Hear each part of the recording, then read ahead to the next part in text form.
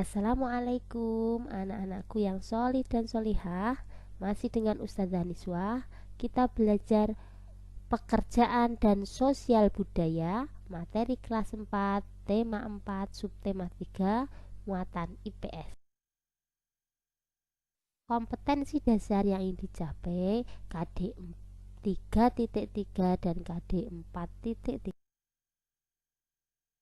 Banyak sekali bidang pekerjaan di sekitar kita. Kali ini Ustazah ambil contoh di sekitar Bojonegoro, Jawa Timur. Yang pertama, ada pengrajin kayu jati. Kenapa? Karena kayu jati termasuk sumber daya alam unggulan Bojonegoro. Kemudian ada produsen batik. Nah, batik Bojonegoro itu memiliki motif-motif yang khas sesuai dengan kebudayaan yang ada di wilayah Bojonegoro. Kemudian ada pengrajin gerabah. Nah, ketersediaan tanah liat itu memberi peluang berkembangnya usaha kerajinan gerabah terutama di wilayah Malo, Bojonegoro.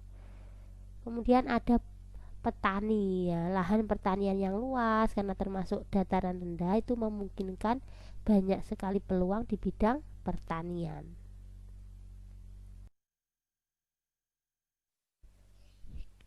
Kita bahas satu persatu. Yang pertama adalah kerajinan kayu jati. Ini memanfaatkan sumber daya alam berupa kayu jati. Nah, itu baik batangnya maupun akarnya ya. Di sini produsennya adalah orang yang tukang potong, orang yang memotong maksud saya, dan orang yang menggali. Kalau akarnya itu kan digali. Serta pengrajin kerajinan kayu jati. Nah, yang berperan sebagai distributor adalah toko atau mebel yang menjual hasil kerajinan itu. Kemudian distributor berikutnya adalah supir truk yang mengangkut dan menyalurkan hasil kerajinan kayu jati sehingga sampai ke konsumen, dan konsumennya adalah rumah tangga atau kantor-kantor yang perabotnya terbuat dari kerajinan kayu jati. Nah, yang batik. Batik ini memanfaatkan sumber daya alam berupa kapas, karena kapas adalah bahan baku dari kain. Nah, pengrajin batik itu termasuk pekerjaan yang menghasilkan barang, bukan menghasilkan jasa, karena ada barang berupa kain batik. Nah, kegiatan ekonomi apa yang terlibat? Yang terlibat adalah pembatik sebagai produsen itu melakukan kegiatan produksi. Kemudian butik, outlet, dan toko oleh-oleh berperan sebagai distributor melakukan kegiatan ekonomi berupa distribusi, dan pembeli, wisatawan, penggemar batik itu sebagai konsumen melakukan kegiatan konsumsi. Selanjutnya, pembuatan batik itu dimulai dari perkebunan kapas, kemudian serat kapas dipintal menjadi benang dan kemudian menjadi kain yang siap untuk digunakan. Selanjutnya dilakukan proses menggambar motif batik di atas kain menggunakan lilin. Alat yang digunakan itu canting atau cap. Nah, proses selanjutnya adalah pewarnaan dengan merebus ke dalam larutan pewarna. Baru dicuci dan dijemur sehingga terakhir kain batik siap untuk dipasarkan dan dibeli oleh konsumen.